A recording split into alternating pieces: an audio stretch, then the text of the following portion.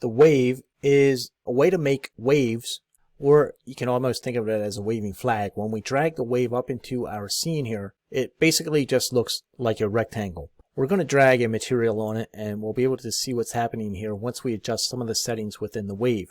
So we'll go into the wave properties here. Since there's a lot, I'm going to drag my window here or dock it down into another area of our user interface just to spread this out a little. So it'll give us more room to see what's happening here.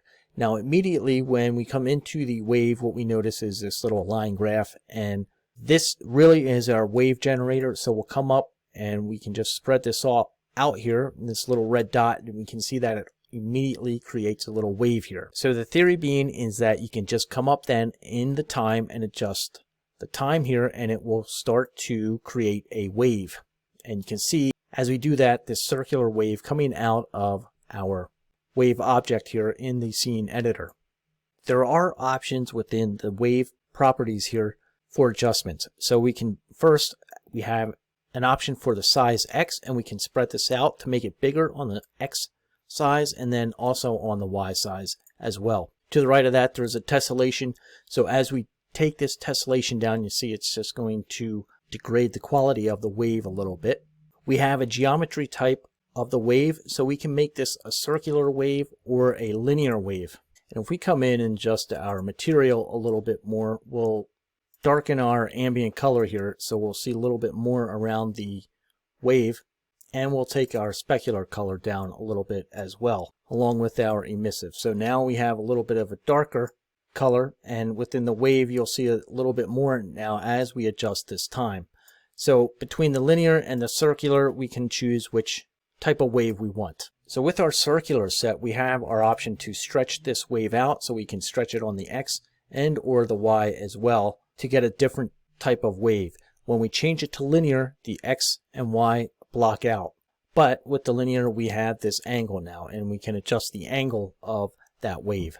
We also have a reference point, so we can choose where we want this wave to start, whether we want it to start on the left hand side, on the right hand side, or from the center. We can choose that with our reference point. And there's a reference point for the X and the Y, so you can choose it for either. There's also a wave length, so we can increase the wave length of it, and you can see it both in the scene editor and the wave editor down here in the properties window.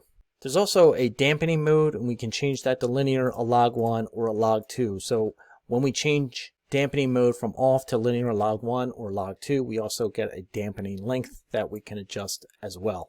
Below that, we have this envelope generator, and when we turn this on, it'll basically create an automatic wave generator. So if we decrease our wave length here, you can see that it's kind of equaling out these waves and creating an equal start point and an end point. So if you wanted to actually create a wave and keyframe this, what you could do is just use this time button here, and you could set keyframes like you do any other object or property. So we'll come in here, you'll set keyframe at 0, and then you could adjust this time, and as you adjust the time, you can see the red bar moving down here within our envelope generator.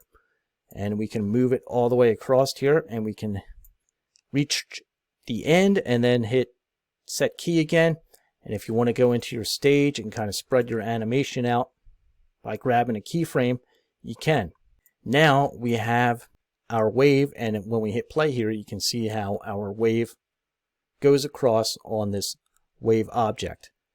Furthermore, if you needed to loop this, you could certainly do it in here within the stage, and you just turn on your loop buttons here.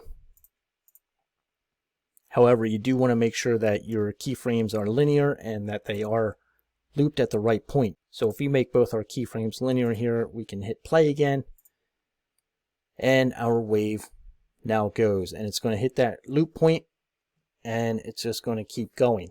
So at our loop point here, if we hit continue, it just goes and it automatically just looped at the right point. And that's from the envelope generator, since it automatically matched that point up on the left and on the right, and we set our keyframes from the beginning timeline to the end timeline. It's matching it up there. Now that you have the animation, you can even go back and start changing the settings to experiment with different options to see how it is. And if you want to drag a texture on it as well, you could do that. So for instance, if you go back into your server we can go into one of our images here and we can drag a flag onto there, and then you could set the mapping up, mapping to vertex, and we could come into our color and just add some white, and this will add some shading in there as well. Now when we play this, it gets like a waving flag or almost close to it.